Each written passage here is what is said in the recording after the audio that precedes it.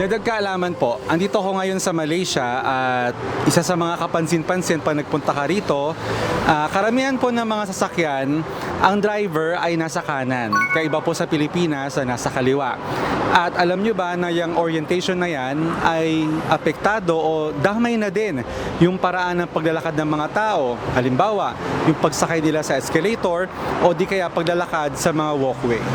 Bakit kaya ganito ang sistema ng kanilang paglalakad at pagmamaneho dito sa Malaysia? Alamin po natin.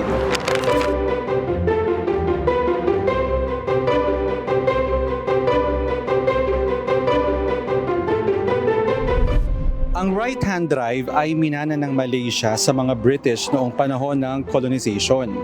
Kaya pati sistema ng daan, pareho rin sa UK.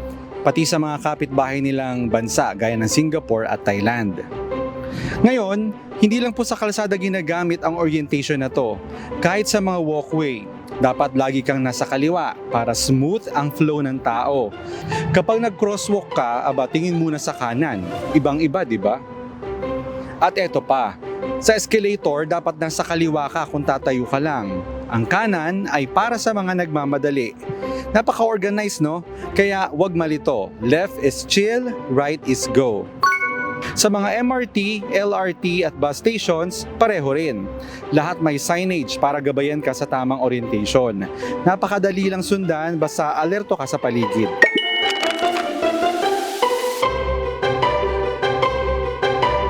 Kaya kung magtuturista kayo dito sa Malaysia, tandaan na ang driver nasa kanan at yung lakaran ng mga tao nasa kaliwa. Ginawa nila yan, syempre, dahil nga nasakop sila ng mga British noon at para na rin mas maging maayos yung sistema nila sa mga kalsada at sa mga walkway dito sa Malaysia.